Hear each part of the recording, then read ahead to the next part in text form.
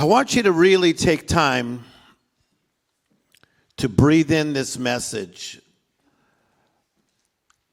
I'm talking about finishing up strong. I want you just to say finishing up strong.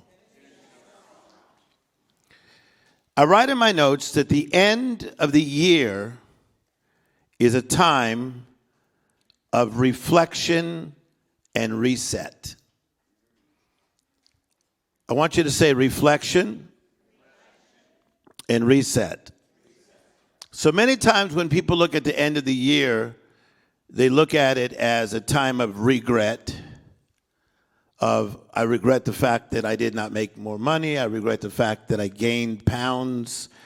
I regret the fact that a relationship did not work. I regret the fact that I did not finish what I started. But the end of the year can be a time of reflection, but also of reset. The beauty of the end of the year is, with God's grace and God's help, it's not the end of our life, it's just the end of a year. So I'm talking about finishing up strong. The word finish means to bring a task or activity to a desired end. That's to finish. It means to complete, to conclude, and to close out. So because I life coach people, that's a lot of my job. What I've found with many very powerful CEOs, male and female, that they, who run big companies, say, Tim, I'm great at starting, but I have a hard time finishing. Because in the beginning of something, there's a lot of emotion, there's a lot of excitement, there's a lot of hope, and there's a lot of intention. But in the middle of that goal, you're going to have delays. Say delays. You're going to have denials. Say denials. And then sometimes you're going to have detours. So how many of you wish that you got in even better shape this year? Just lift your hands. And don't lie in church. Okay. I would say that's all of us. How many of you wish that more of the goals that you set that you would have completed by now? Probably most of us, okay?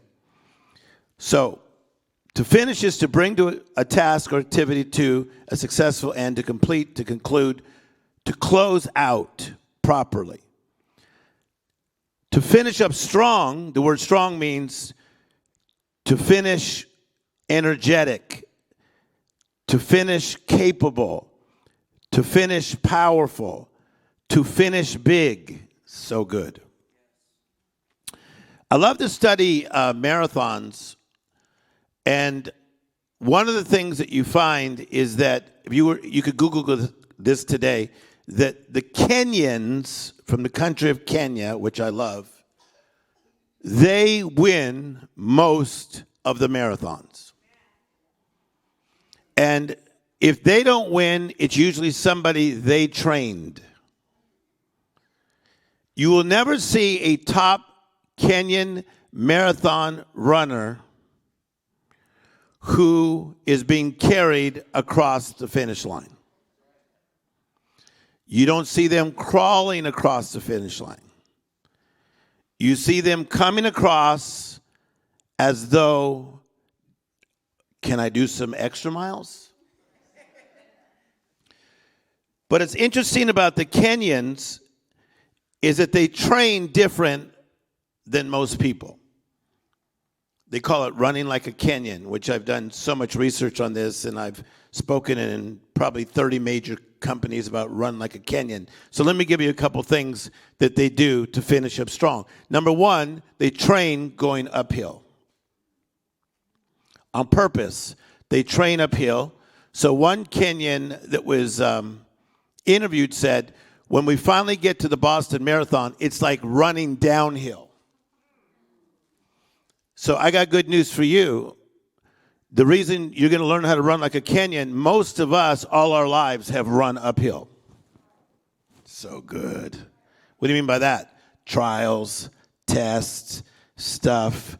Clap your hands if this makes sense already. You've been running uphill. Come on, you can handle stuff.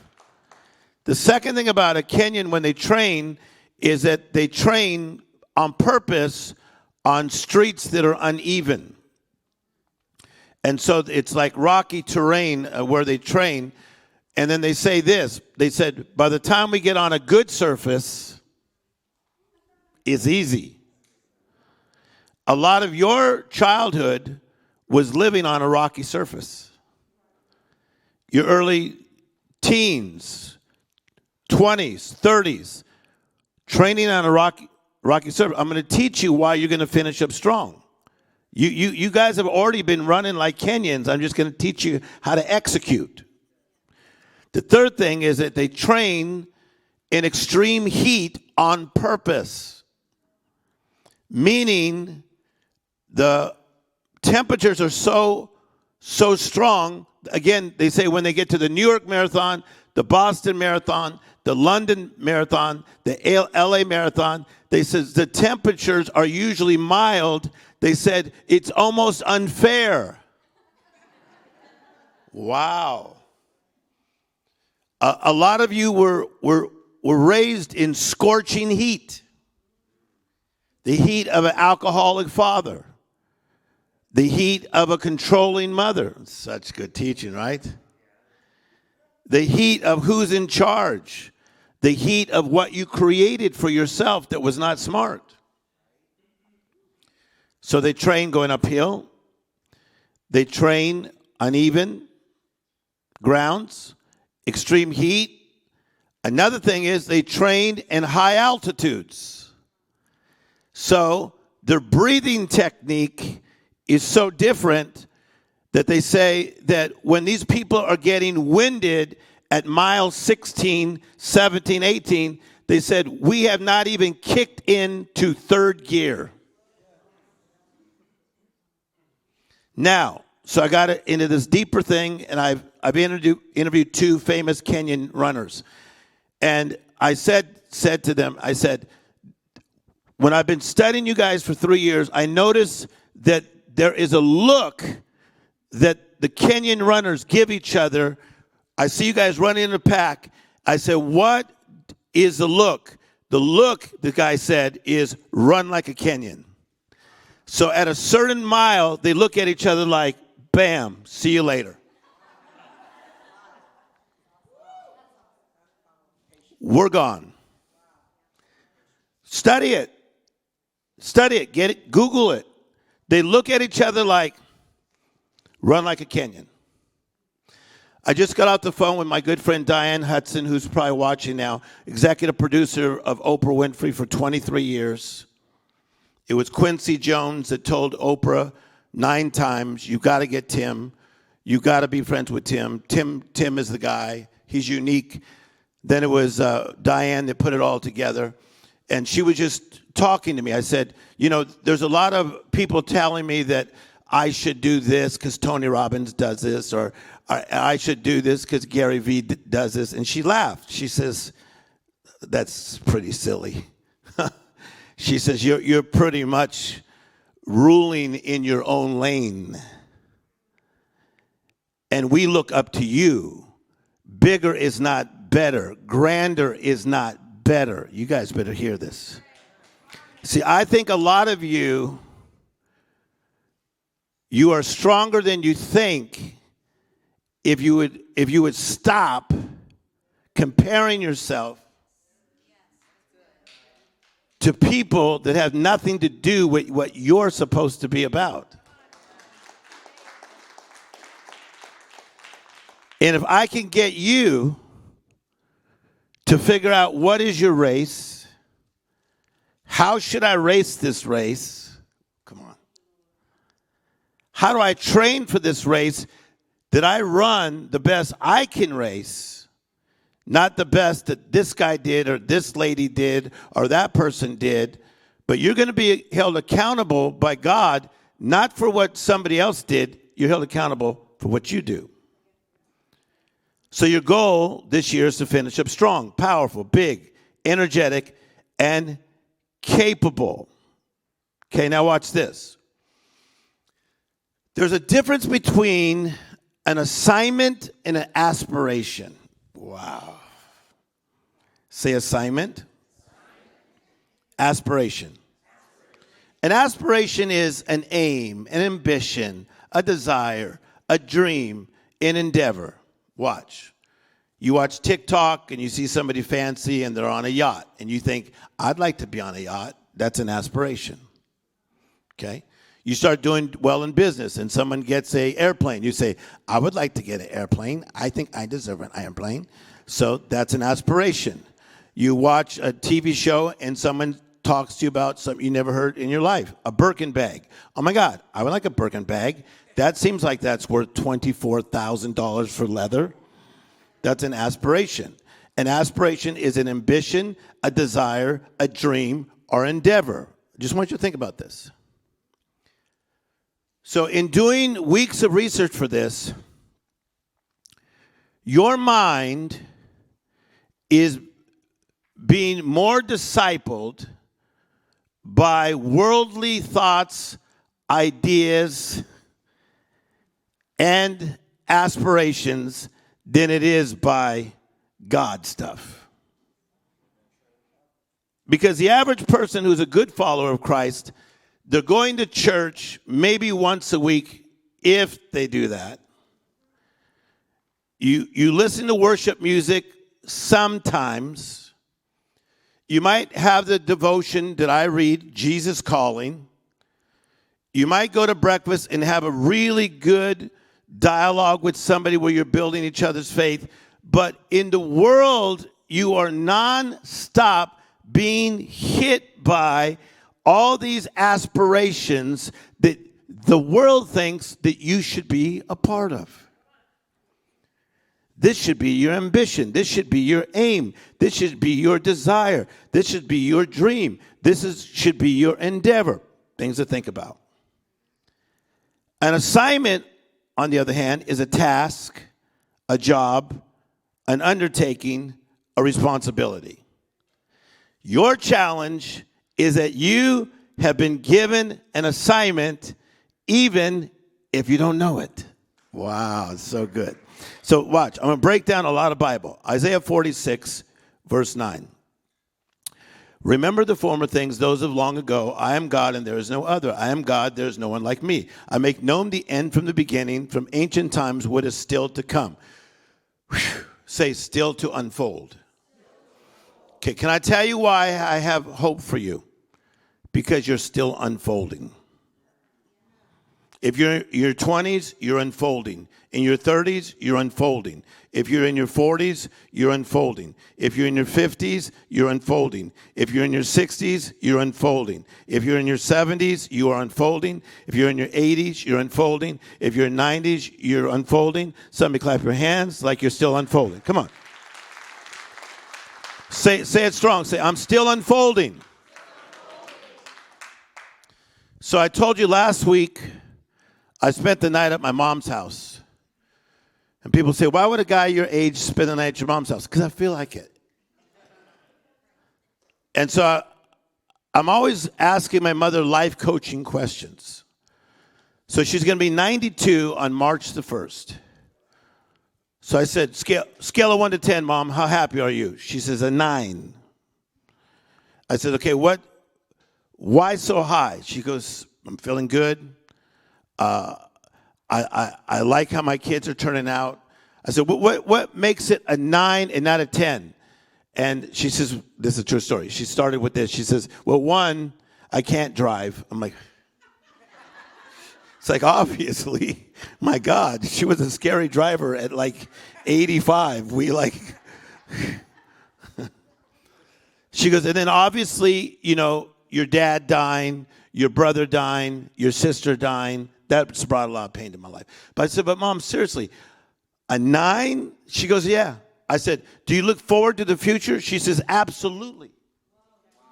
So she's 91, and something in her is unfolding. But I'm going to teach you why today. Okay. From ancient times, what is still to come? Say, still to come. Then God says, I say my purpose will stand and I will do what I please. From the east I summons a bird of prey. From a far off land, a man or a woman to fulfill my purpose. What I have said, that will I bring about. Now, watch how powerful this is. This scripture, Isaiah 46, verse 9, which you should write down. I think it's one of the most powerful scriptures in the Bible.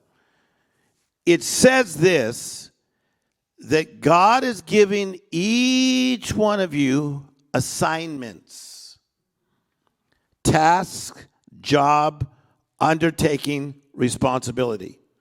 Who here is a parent? That's an assignment. Who here needs to make money? That's an assignment. Who here needs to take better care of themselves with their health? That's an assignment.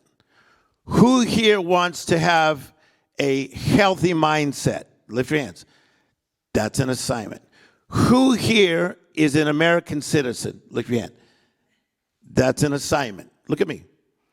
Who here wants to make strong impact on this world? That's an assignment. Who here is a disciple of Jesus Christ? It's all an assignment. So I've been given assignments, but my aspirations are constantly going to challenge my assignments.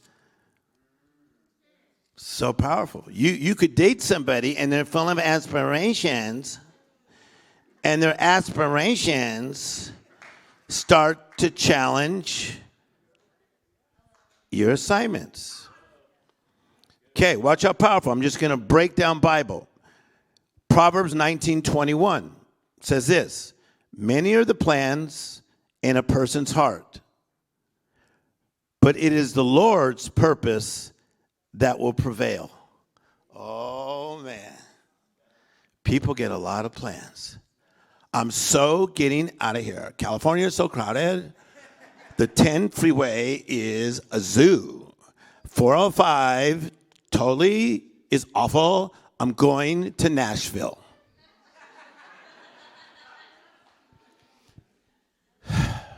Do you know anybody in Nashville? Have you been there? You got friends? You got peeps? Well, I talked to my friend, and taxes are just basically zero. The crime is basically zero. Everybody gets along with each other. Everybody knows each other's neighbors. This is a true conversation I had with a lady on an airplane. Nashville is awesome. I was there last week. They have human beings. If you have humans, you got problems.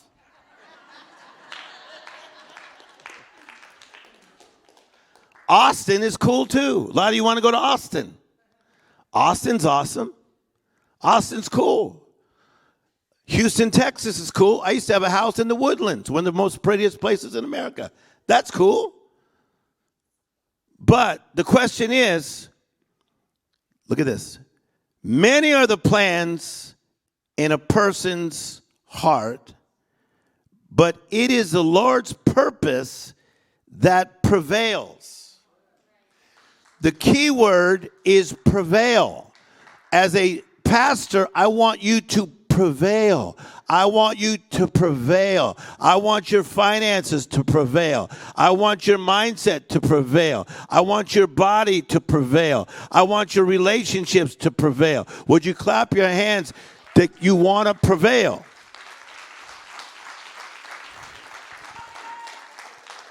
But many are the plans in a person's heart. Is there anybody here that was, when you were a teenager, you thought of running away? Lift your hands. Wave your hand high. I want to see. Okay. Look at all these runaways. What kind of church are we pastoring? A bunch of delinquents. Bunch of delinquents up in here. Okay. So I was studying this thing. I like to study everything. So I was studying this thing about why a lot of children want to run away. Okay. Can I tell you what I found? So one of the reasons is that they don't feel understood. They don't feel understood. Oh my God, my parents don't understand me. I'm so over this. I don't need this. I am 14.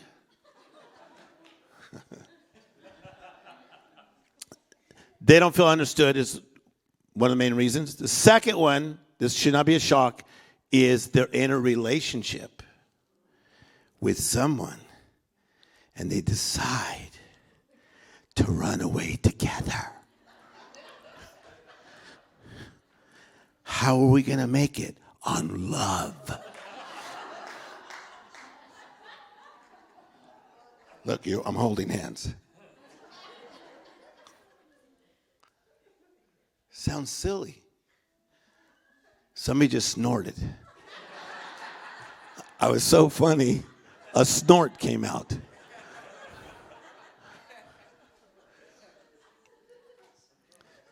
I personally believe that we're like children of God, and we run away. We run away. Our Father's not understanding us. We don't need this. Oh my God, I could so do it by myself better. Oh my God, I just went to this seminar. This guy was amazing. He's got his own airplane, and he has his own island. You can't really see it on the map, but he owns it. And now I'm following him, and it's super awesome.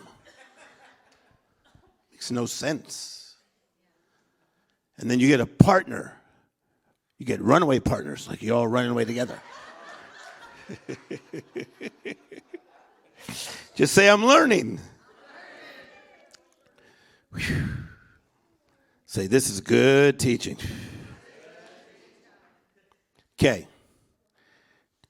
Proverbs 27:1. Do not boast about tomorrow, for you do not know what tomorrow might bring. Wow. This world is full of boasters. Whew. Now, I'm going to confess.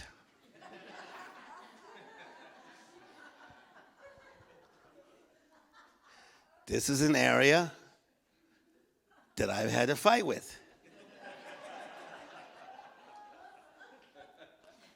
Because when you're raised in a family where you're one step behind everybody, and you're wearing your brother Randy's hand-me-down jeans, you're taking a bath in your brother's water. Come on. There's a loaf of bread, and I would usually get the end of it to make my peanut and butter jelly sandwich with only one piece of bread, but it's the end. How many of you know you don't like that? What do they call that?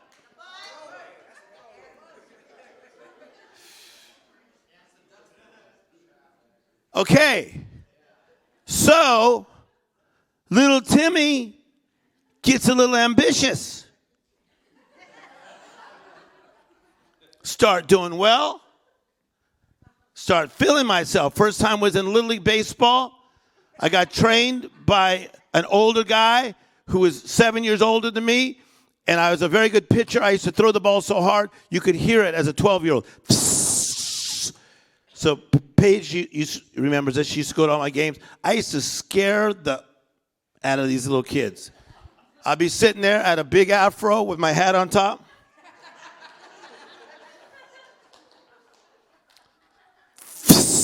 I threw so freaking hard. And I was so accurate, I could throw it high and tight, scare the heck out of a kid, and the next pitch is drop a curve. And then I look at people like,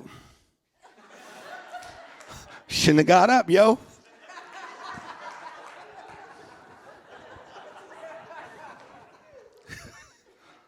So all the coaches loved me, and all the coaches wanted me. Because it was me, Don Komatowski, Tim Montez, 3 best players in the league. I was just scaring everybody. So I had it made. All the coaches loved me. They were buying me licorice. So I was walking around with holes in my jeans with a big thing of licorice hanging out. That was prosperity.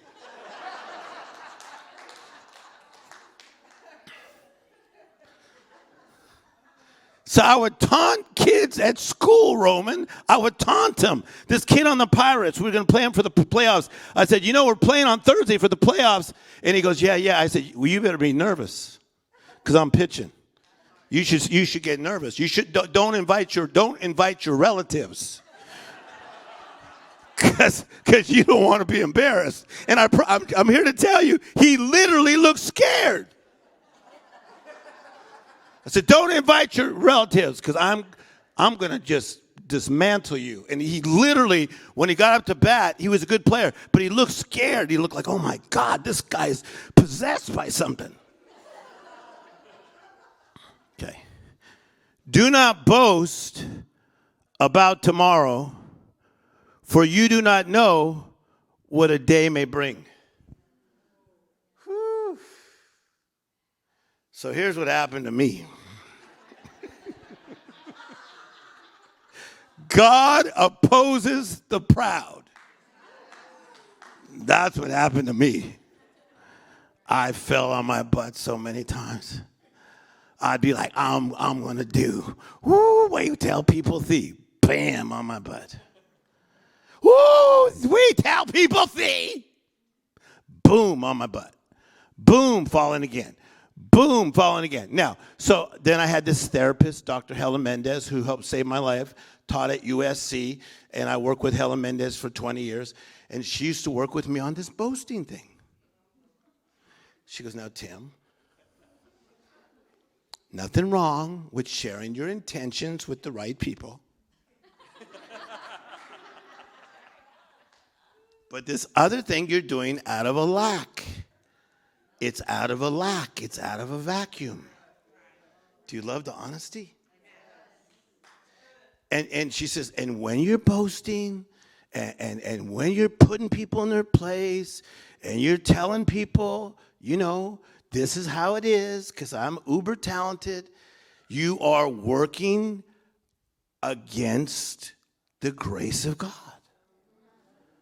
God opposes. Whoa. Heavy. So, but she didn't just break me down like a lot of people wanted to, because I knew a lot of ministers who just wanted to break me like, that little chocolate guy, let's break him.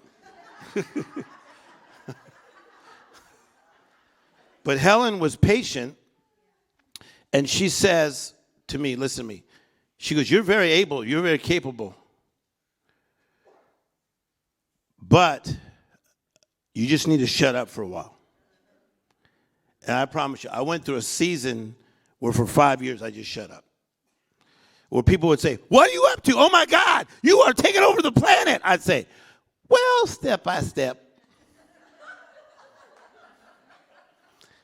I'm just doing the best I can with what little God has given me.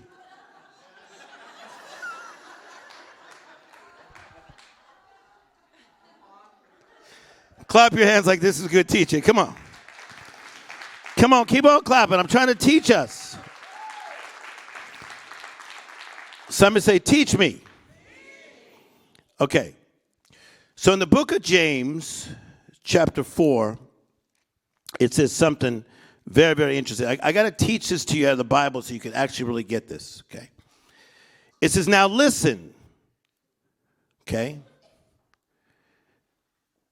Don't say tomorrow, I'm going to go to this city, or that city, spend a year there, carry on business, and make money. Why do you not even know, how do you know what will happen for tomorrow? It's the same idea of what we just read. What is your life? You are like a mist that appears for a little while and then vanishes if you're not careful. My God. Instead, you ought to say, if it's God's will, we will live and do this And we will live and do that. That's where I'm at in life. That's where I'm at. So people always bum rush me with amazing ideas. Oh my God, have I got an idea for you? You've totally got to take this, and then they name a celebrity I know. You need to take it to them. Oh my God, you're going to make so much money, blah, blah, blah, blah, blah, blah, blah, blah, blah, blah, blah, blah. I go, that sounds super interesting. But email me the idea. Tim, I'm telling you the idea. No, email me the idea. Let me have my people look at it. They never like that. And then I'm going to pray about it. They look at me like, are you from another planet? You're going to pray about it? Yeah, I'm going to pray about it. Because I want to be, I'm going to break down a Tim Storey saying, I want to be in alignment to my assignment. No, watch. I want to be in alignment to my assignment. I met with a famous businessman, and I can't tell you his name because he met with somebody from another country that you guys know who he is. It was a controversial meeting, but the guy met him. So I said to this famous businessman, you know who he is? I said, what's that guy like? Because this guy's a dictator. And he said like this, he says, he's super smart, but he's only off that much. And I go, wow, it's not bad. He goes, oh yeah, it's bad. Because that much at the beginning, and you keep going, that's really off. See, some of you have been with people who are only off that much. No, I'm on today. Look. I'm dating this new guy. Oh my God, he's amazing. He's only off this much. Yo, girl, that's month 1. Let's get him in month 6.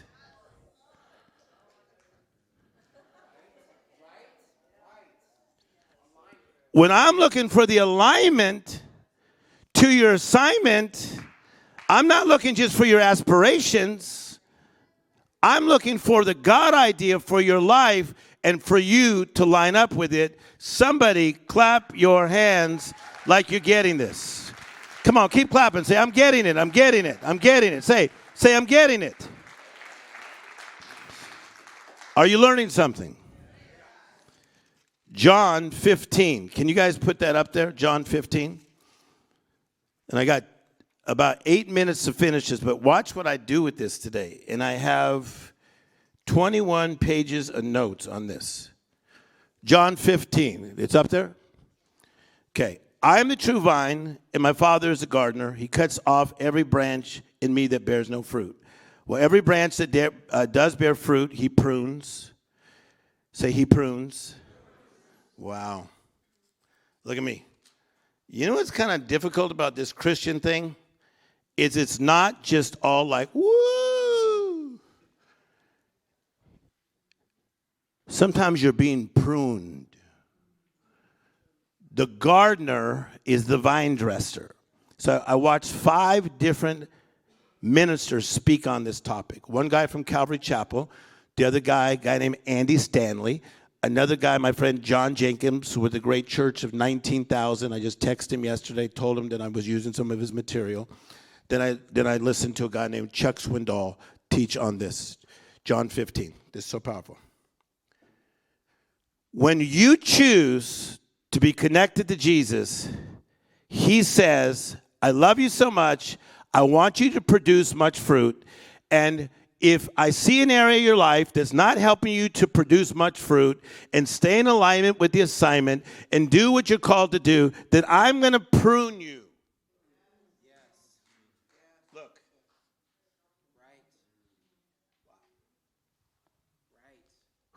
When you were a kid, there were certain relationships that needed to be cut.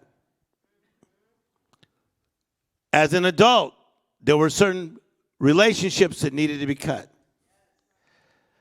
As an adult, there are certain habits that needed to be cut. God, why are you pruning me? It doesn't seem fair. Watch this. Verse 4, remain in me, as I also remain in you. No branch can bear fruit by itself. Oh, whoa, this is interesting. The world is saying, I could do it by myself. I'm my own man. And please stop saying you came from nothing. That's an insult to your parents. Some of you, your story is, I came from nothing. What, you lived in a jungle? Somebody clap your hands if you hear what I'm saying. Come on, clap loud if you're catching this. Stop telling me you came from nothing. If you were in a foster home, that was something. If your parents were lower income, that was something. That's an insult on the best your parents could do, even if they were off. They gave you something. Too many people come to me with their amazing testimonies of, Tim, you'll appreciate this because you came from nothing. I said, no, I didn't come from nothing. I came from a mother who worked a shift and a half at Winchell's Donut Shop and a dad who did his best at Bethlehem Steel. My mother with a 6th grade education. My father with a 10th grade education. Somebody clap your hands and shout. I didn't come from nothing. They taught me discipline. They taught me to get back up. They taught me not to give up. They taught me about the things of God the best they could. You did not come from nothing. You have wealth. Wave, say, I'm getting it. I'm getting it. I'm getting it. So watch how powerful this is.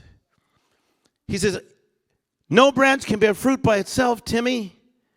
It must remain in the vine. Neither can you bear fruit unless you remain in me. I am the vine and you are the branches, little Timmy Storey. If you remain in me and I in you, you will bear much fruit. You will bear much fruit. That's what happened in my life. Get mad at me if you want. Roman, I got up today. I looked at like 3 fancy shirts. I saw this one. It's not even ironed. It's a name brand designer. I looked. I got a steamer. I'm like, I'm not in the mood. Tim's story 10 years ago was always like flowing.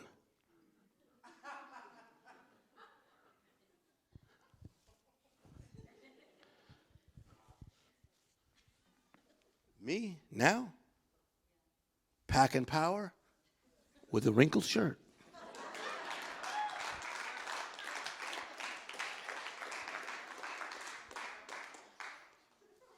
Didn't shave today. How come?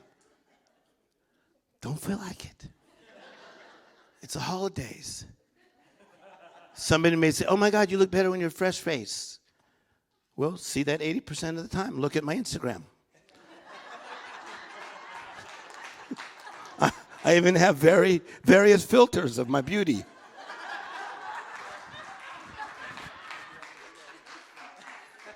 Check it out. Pastor Page, what I'm interested in is I want to bear much fruit. So I close with this, and then we'll continue the weeks to come. There are 4 levels, and watch how quick I go through this. There's no fruit, say no fruit. Some fruit, more fruit, much fruit. That's how I want to look at your 2022. The question is, did you bear no fruit, some fruit, more fruit, or much fruit? It depends on how much you are abiding in the vine. Oh, I got richer than ever. That's awesome. You may have gone completely off, and you're over there lost somewhere, bearing all kinds of fruit, some kind of fruit. I'd rather be in alignment to my assignment with a wrinkled shirt in the middle of the will.